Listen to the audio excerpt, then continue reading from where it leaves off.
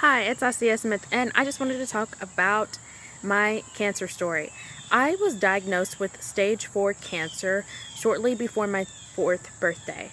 So it was in 2001, as you may have guessed, based on, my age, because I posted that I'm 24.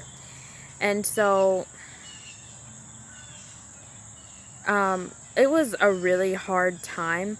How did they find out? Well, what happened was I was having abnormalities and showing signs of just, I just wasn't my normal self. I was sick. I kept throwing up. I couldn't hold down food. I was having some abnormalities and some pain that I kept complaining about. So that's when my parents finally decided to rush me to the emergency room, only for the doctors to say that there was just a virus. So they basically just brushed it under the rug. But my parents knew something was more to that, so they kept pressing for answers and kept searching until they could finally find out what was really wrong. And so eventually they took me to Children's Hospital, or Children's Healthcare of Atlanta, and they were able to run tests and properly diagnose me with stage 4 Wilms tumor, or nephroblastoma, which is a form of childhood cancer in the kidney. And it accounts for 6% of childhood cancers. And it was a really scary and shocking time, but I was distracted playing with toys because I was just a toddler.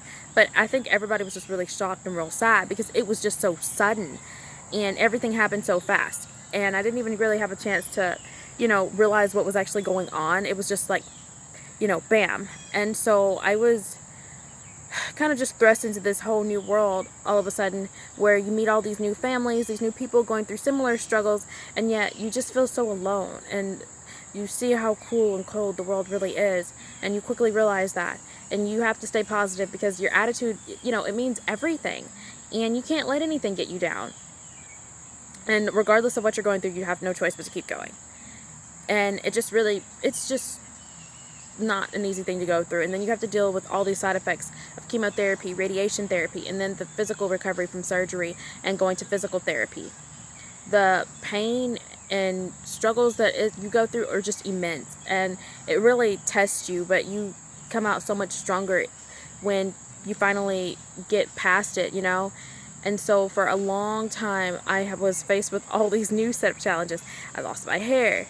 I, had to learn how to eat again, how to walk again, how to talk. I temporarily lost my taste buds because my mouth was so dry.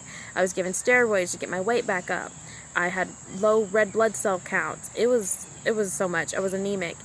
And I pulled through with flying colors, and I was always so happy and kept a positive view and outlook, and that's what got me through it.